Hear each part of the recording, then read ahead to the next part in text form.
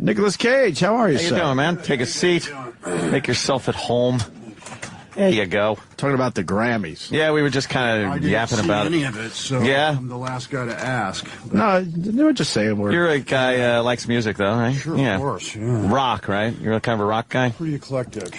Yeah. We're actually gone, so pull the mic up a little bit. We're on right now? Yeah, we just do that. Good, We good. just, like, pop right on. Nice to know. Yeah, All right, yeah. What Figured I'd let you know. What do you mean by eclectic? What do you like?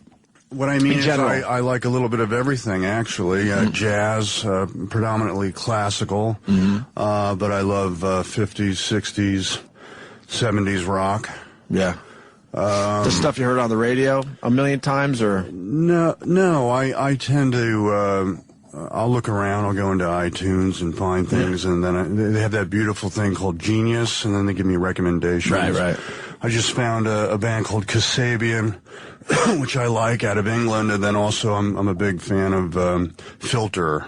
They really did some amazing stuff. Yeah, Absolutely. yeah. You keep tabs on still what's going on in music these days, or you kind of fall off a little bit? I went to the Met just the other day, and I sat through 6 hours of Götterdämmerung Wagner opera by myself. Jesus.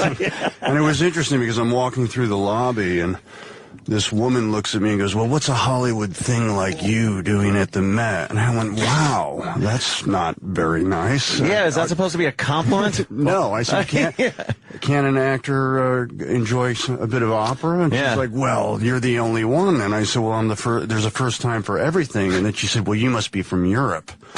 What the hell is... Wow, this is sort of like you're segregating me from Hollywood. Well, I guess the perception is that you're much too Hollywood people, much too shallow to enjoy something like that. I guess, Yeah. I can't do opera.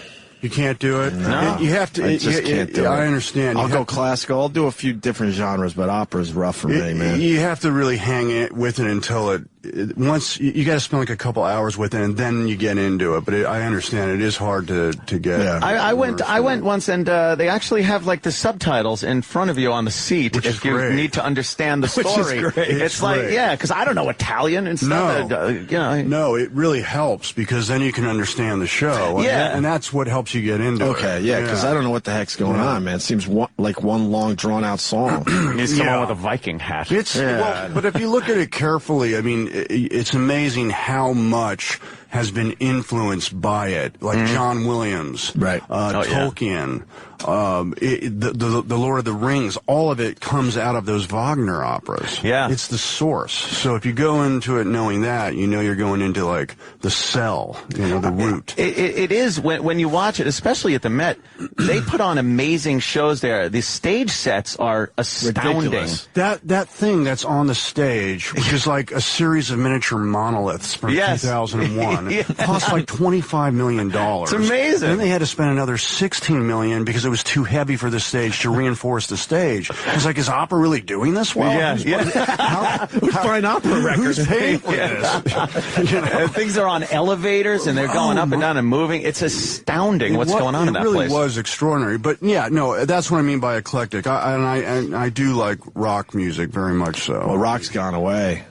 Yeah, it's hard to find It's unbelievable. any good new pretty rock. sad. Well, you too just is enormously competent always. Yeah. I've always loved you too. man. That's for To sure. this day. Really quick about opera. When do you know when you're seeing a bad opera? When you're just completely bored out of your mind. Yeah, just sitting there, don't care about the show. But I love the orchestral music as well, so I'm very familiar with it. So it's very hard for me to be bored with a Wagner opera. Fair enough. Yeah, it is interesting how music like that, especially when you're watching a show and it builds, could just give you goosebumps like that. I was crying. I was Really? literally by myself. I'm probably the only guy that listens to opera and actually starts crying. But when Siegfried dies, he's the most tragic character in the history of anything. Spoiler. And then the effects where his blood goes into the water and it's all on the stage, and then the music, I know it, so I got very emotional. But amazing. which I was trying to quickly like dry my eyes so no one could see me crying. Was the stuffy old broad giving you crap about that too? A Hollywood man like you weeping at an opera? Yeah, all by myself. Yeah, by yourself. That's strange. And from there, I went on Saturday Night Live. Right. So, you did, maybe it was tears of fear, but that I had to go live in like 20 minutes. You know? What an interesting evening you had. That's a great night. I don't know who goes from 6 hours of Wagner right into SNL, but You actually have to sit there for 6 hours. 6 hours. Wow. Wow. Yeah. But I found it empowering. It was an amazing experience. The longest I've cool. sat for anything, maybe 3. Imagine having to, Yeah. How'd SNL treat you? Great. Good? Yeah. Great. Yeah. They've done some parodies of you on that show before. Hilarious, Oh, hell yeah. Yeah. You've been parodied a lot Yes. by people and stuff. How do you feel about that? Do you like it? I have to go with the adage that any form of imitation is flattery. Yeah. Otherwise, I'm going to be in hell. So I'm going to go with that. Everybody that does an imitation of you always does the over-the-top Right. Nick Cage kind of character that you've portrayed in a few movies. I find him very funny and kind of, accurate well, the in a thing way. is that Sandberg has made it his own. He has a very abstract impression of me. Right. You just let him do it. It's not exactly me, but it's wonderful in its own right. So Sometimes it doesn't have to be an accurate portrayal, but there's a piece of it that is kind of accurate, and it makes the whole thing work. I think so. Yeah. Yeah. So new movie. Ghost Rider, Spirit of Vengeance. Yeah, Spirit of Vengeance. Now, you've been a part of a couple of franchises, haven't you? This is the second one. The other one is National Treasure. National Treasure, which all of them do very well, man. Thanks. They're cool movies. I like that whole puzzle kind of a thing. Yeah. But what I like about Spirit of Vengeance is just how pop art the movie is. Mm-hmm. It really does feel like you're reading a comic book. Yeah. There's a quality to it that it's just a little bit abstract, a little bit artificial, and then real, but it mixes it all up. And it's pretty gutsy for a studio to make a movie that's this psychedelic. Yeah, it is cool when you're doing something with a comic book character, because you can kind of go off of reality and people won't go like, oh, that can't happen. It's like, hey, it's a comic book. Yeah, exactly. Look, my face is on fire. Right. And that provides a context where I can go as abstract as I want, go as outside the box as I want when I'm acting. If I want to get really big, it's fine, because look, my head's on fire. And people say, well, I don't understand the Ghost Rider. Exactly. You're not supposed to understand that he's a bad dream. Do you understand your bad dreams? Yeah. Do you ride? I do ride, and I love riding. Motorcycles, to me, are the most symbiotic relationship you can have with a machine. When you get on a bike, you are one with it. And the Yamaha, who I do not have a contract with, I am not a sponsor, I think is the best motorcycle in the world. Wow. Because I can go 140 miles an hour and do it safely and tell it to stop, and it will stop safely. Oh, man. 140 miles an hour. Yeah. I'm more a car guy. Like, I like fast cars because I think there's this false perception that you're a little safer with that metal around you than you are on a bike, but I don't think that's entirely true. It's just something about a bike that scares the crap out of me. Well, you are safer with all that metal around you. Oh, okay. And of course you're going fast in a car. But the Formula One guys know that the racing motorcyclists, they're it. They're really the superstars of racing. It is ballsy, man. When you watch those guys lay it down and put their knee on dragging. the pavement like that. I love that. And the guy that I was working with in Ghost Rider, Rick English, I have to give him some props here, because the man is an acrobat on a motorcycle. He's doing front endo wheelies and spinning in circles and back. It's just mystical how he does it. I don't know. How do you start to do that? Yeah. I never understood that. Yeah. When you see this crazy trick, you go, okay, how did you start, and how do you do that for the first time? Right. And even skaters, too. How do they go up the ramp and then do a flip in the air and land back down, not break their neck? Yeah, you know it didn't work out well the first time. Yeah. And eventually you got to go, okay, I'm going to try this officially for the first time now. Yeah. And it's going to go either way. Right. Yeah. That's balls. It sure is. Yeah. Are you a car guy also? You like? I used to be. I used to be. During the but gun I in think 60 seconds. Once you get into motorcycles, it's very hard to go back to cars because nothing really compares to that feeling. Plus, you can beat the traffic. Don't you find it annoying when you see the guy on the bike who's just going right down the highway and everyone else is? Yeah. I always fear for their lives that somebody is going to open a car door. Yeah. Is either going to change lanes or try to move in there. Nothing but respect for those guys. They're never in traffic. They don't have to worry about traffic. I drive in that monster, Escalade, and people don't see me.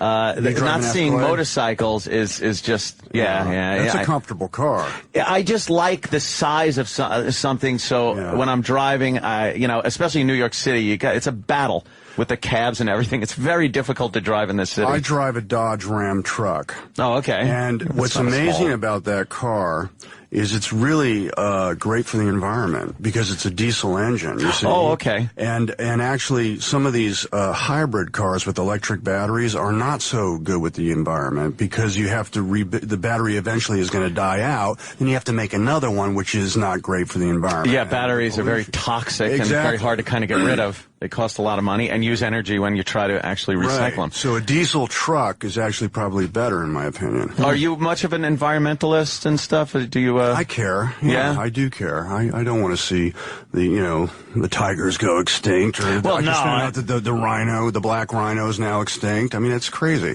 I don't like that either. But is it really like car exhaust that's doing that, or is it people just chopping down their? Well, there's that, and there's also car exhaust. Deforestation and stuff like that. Of it. I like that stuff, but I'm also from the school of thought that we're kind of on this planet, and just like everything else, we have a cause and effect, and for our creature comforts, it's going to cost something. Well, that's true, but you can do it in a way that's prudent. Yeah. Just be a little bit somewhere in between would be considerate. Nice. Well, I understand. Believe me, I'm not Black just. Rhino was beautiful. Yeah. Why don't you want that around? It's gone. It's gone now. Scientists will bring it back. When your kid says, "Daddy, I love I love rhinoceros. I'd like to go see one," you say it doesn't exist anymore, but it did just 3 years ago. Oh man, we lost it 3 years ago. No, we lost it. I think this year. It was. We couldn't save the remaining few. It was declared officially extinct this year. Wow. You think scientists will be able to bring that stuff back eventually? Probably, but I don't. That's another slippery slope. Cloning and all that. I don't know what that would lead to in terms of diseases and things. They have they're now breeding fish tomato hybrids because there's something in the fish that preserves the tomato. So they're mixing the two. What can that cause? Oh, that doesn't sound good at all. Doesn't sound tasty. And there are people that believe that they're and I don't know this. I mean, I don't want to sound like a conspiracy theorist, but there are people that do believe they're actually clone humans in full living in some. I would assume. I would believe. I would assume scientists all over the world that have been working on this. Somebody's going to, not be as ethical as the rest. Or what are their rights? That's where. What could Shakespeare do with that? The clone and the donor. What do they? Yeah. Does he have any say over his clone? Does the clone have any say over his life? Right? Yeah, his life. And how do you turn it into an opera? Yeah, exactly. That's next. Nick just sitting there crying over some poor clone. Yeah, a clone. It could happen. You never know, man. Yeah, I have rights. I'm not just a clone. That would be very odd to think that you could clone your own being, perhaps without a mind. Yeah. And just harvest various organs that you need. Yeah, well, I think all this cloning the talk is because just the other night on SNL, Sandberg said I was his clone. So that whole thing started and got me thinking again about cloning. I didn't see your appearance. It was a surprise on SNL. Yeah, right? yeah, they like to keep it a surprise. But you come out and everybody goes, woo! I love that. It's you. I want to see Ghost Rider, man. I can't wait. It's fun. Yeah. In theaters Friday, Nick? That's right. It's in theaters Spirit of on Friday. Vengeance? Yeah, Spirit of Vengeance. And who's in this with you, by the way? The magnificent Idris Elba. Yes. Who's got this wonderful, larger-than-life presence. Yeah. Johnny Whitworth. This guy is full of surprises. There's nobody else quite like him. Kieran Hines plays Satan, who you might have seen in the Rome series and any other number of wonderful British productions. Great actor. Violante Placido is the lady in the movie. Effortless, charming actress. I mean, great cast. And what's the gist of this? I'm working with the church this time. Believe it or not, I have to go and find the devil's son and bring him to a monastery in Turkey and have him exorcised. And that idea actually came to me because when I was promoting the first movie, I was in England. And I was dressed as Ghost Rider. I used to like to wear the leather jacket, the leather pants, and the biker boots. And on my lunch break, on a lark, I went to Westminster Abbey, not knowing that I was walking into an environmental summit between the Archbishop of Canterbury and the Pope of the Greek Orthodox Church. That's and there I biggie. was, sitting in the back, and then a bishop from Colorado looked at me and went, "Oh, I didn't know it was you. If I had known it was you, I would have invited you to sit with me. Let me introduce you." So there I was, shaking hands with the Archbishop of Canterbury and the Pope of the Greek Orthodox Church, dressed like Ghost Rider. and then the bishop from Colorado leans over and he whispers in my ear, "Oh, and by the way, I can be naughty too." Whoa! So what does that mean? And that was like, okay, what do I do with that? I thought, I've got it. Let's have Ghost Rider working with the church. Wow, inspired like that in a second. And then Just that's like how that. Spirit of Vengeance happened. Wow. God, you got some experiences. I've had some experiences. I like that. I'm lucky. Yeah, right? Yeah. That's Have you always been adventurous? I try to be. I mean, I see life as a gift, and that to just sit there on the couch and watch TV is probably the biggest sin. And that you unless should, you're watching your movies. Yeah, well, that I don't do. But you need to take this time, this gift of time that we have, and do something with it and experience it. Stop playing around and doing nothing. Yeah. I like doing stuff. I just I could do it tomorrow. Well, No, I'm kidding, of course. tomorrow comes very quickly. I know, and many tomorrows stack up very quickly. It's starting to go by Apparently. way too fast. Yeah. You said something in there. You don't watch your own movies? No. Even just once? Just No, this I'll watch it once and one then, time, and just then move on. and And then that's it. Yeah. And if there is a time where you're kind of sitting down and the TV's on and you see Shut something, it off. I don't Wow. want my Do you movies realize in your the movies house. are you can watch them many times? Well, that's They're nice. very watchable. Well, thank you. Yeah, and Might What's wanna the watch them reasoning more than though once. behind the not reasoning watching? is that I want to move on. I don't want to dwell on the past. It's kind of like what we were just talking about. Okay. Like, what's next? And also, I don't want my family to see me. I don't want my 6-year-old to see me and be confused by that. I Oh, wanna really? Try to keep it as normal as I can. It's interesting. With Yeah, being yeah. somebody like me. Yeah. I'd be bragging all over the place.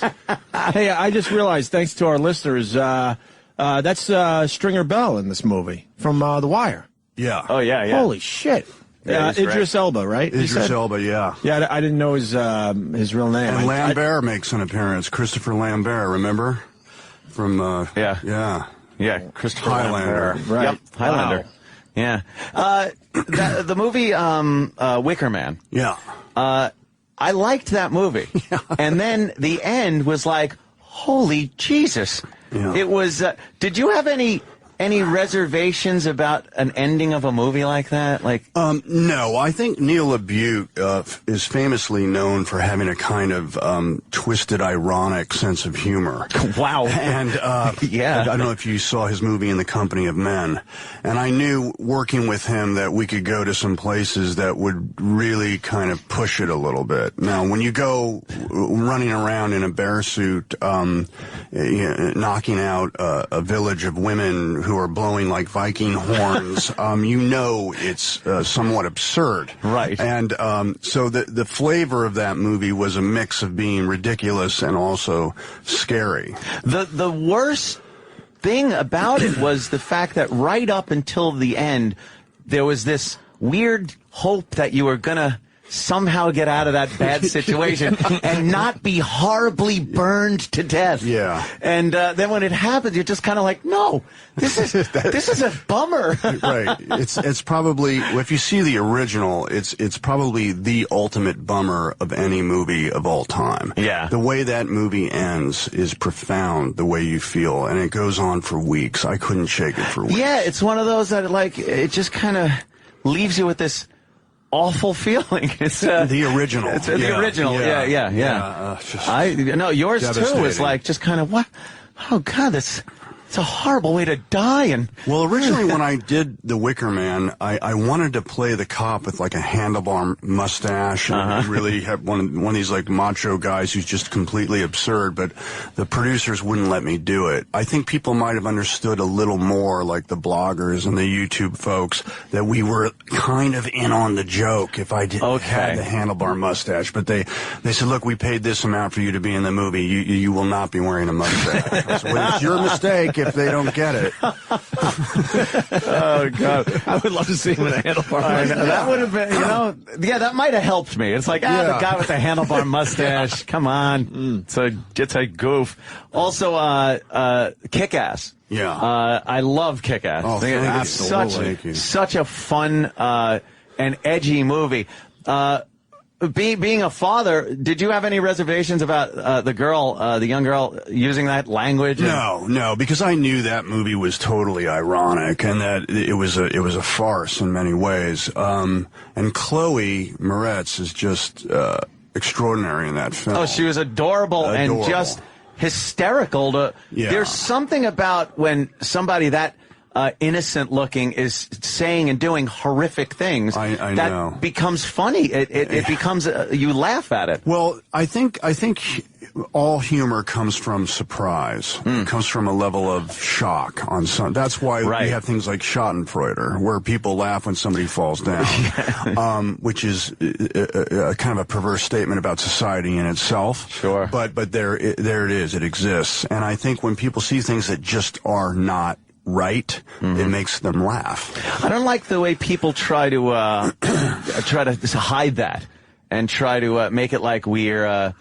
better than that. Right. I think it's just basic human nature to find humor in that. I don't think it means that we all want somebody to get hurt or something, but there's something just inherently funny about somebody else's misfortune. Well, it's a coping skill probably on some level. Like even in Spirit of Vengeance, John Blaze is much more sarcastic in this movie. He's much edgier, he's much more cynical. And I always thought of him as sort of like some of the cops or paramedics that I've met who developed this incredibly dark sense of humor to cope with the horrors that they've seen. And I mean, they say some things that you just would not believe that could come out of their mouth. Oh, yeah. You know, but they do it because if they don't, they can't really handle it. Right.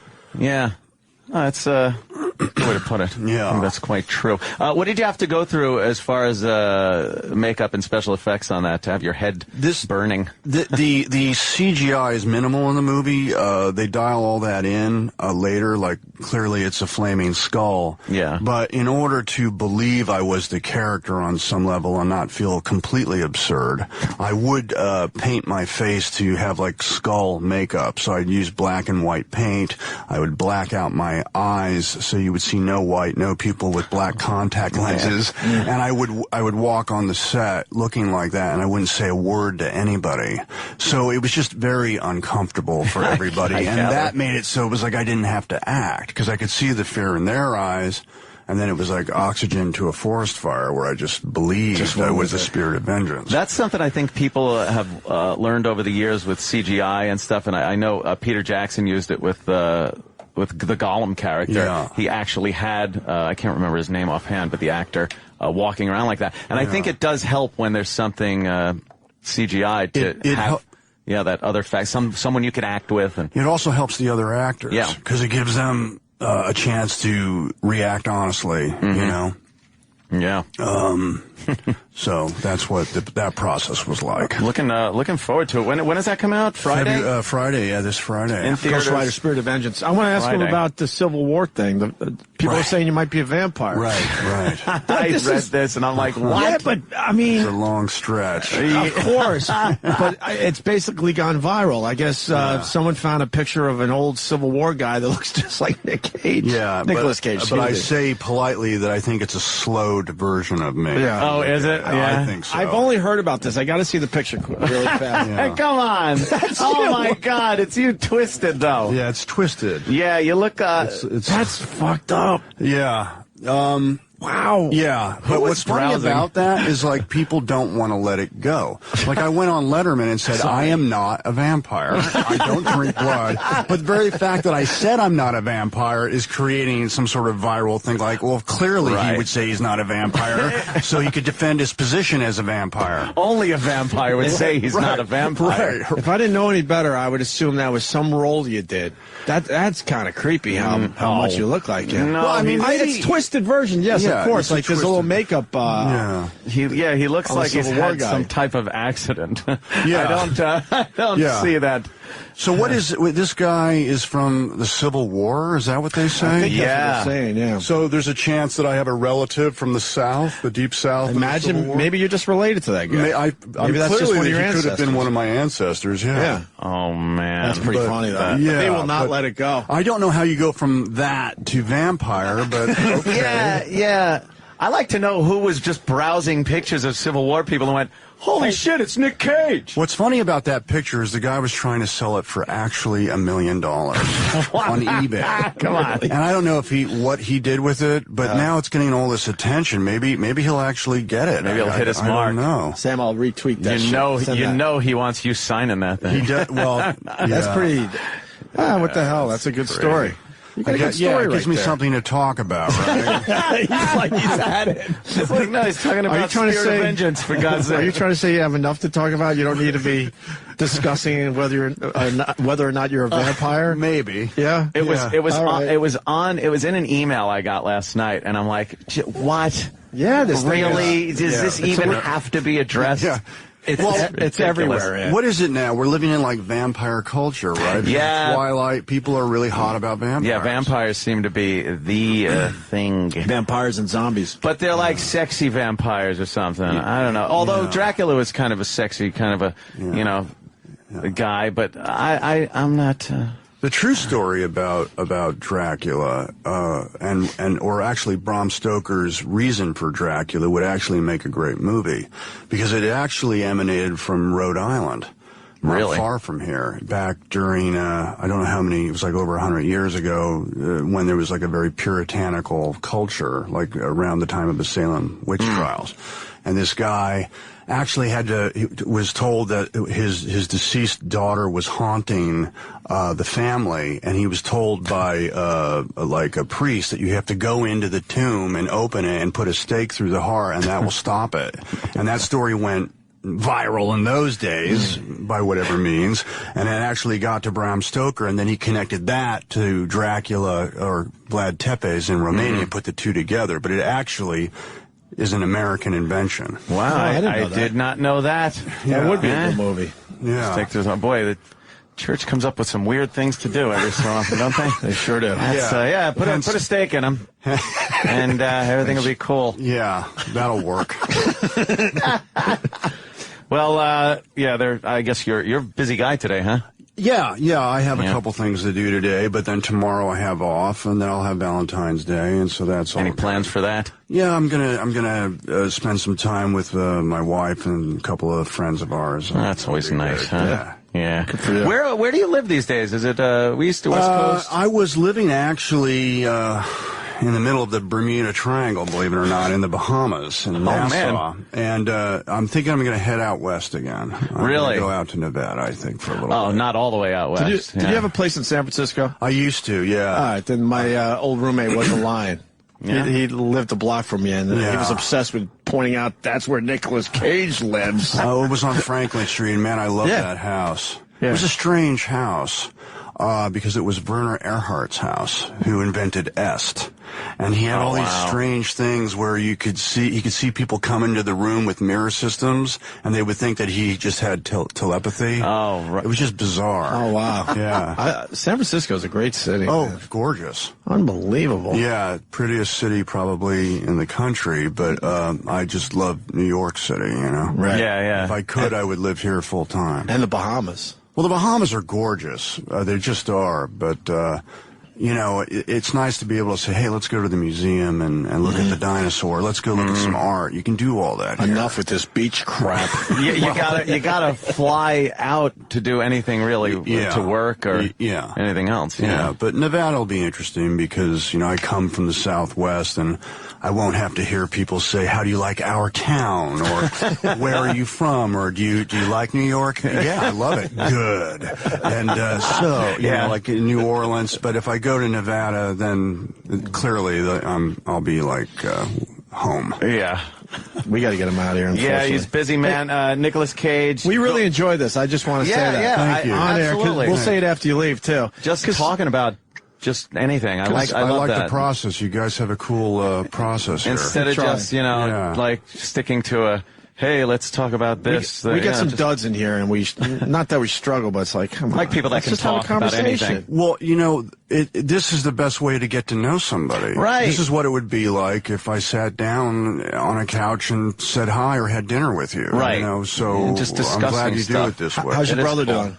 He's great. I see him know every Mark, once in a while. right? Yeah, we've crossed paths a million times. He's doing very years. well. Yeah. He's doing very well. Yeah, he's a good guy, man. Yeah, thank you. Yeah. Absolutely. He survived years. radio. He's still doing it. He's doing it. It's been over how many? 40 years? It's gotta be. He did it when he was like 12 out of our house in Long Beach, California. Wow. He was a pirate. Pirate radio from the garage. That's awesome. That's dedication to the business, man. Yeah. That's cool. Yeah. Because everyone, I mean, they destroyed the business. He made it through. Yeah. How many guys made it through? No, it's true. Well, I'll tell him you said so. He'll probably hear it anyway. Yeah, cool. All right, Nicolas Cage, Ghost Rider, Spirit of Vengeance in theaters Friday. We're all going to go check that out. check That's it for out. sure. Please come by and see us again. I will. All right, Nicolas Thanks, guys. Cage, everyone. Bye-bye.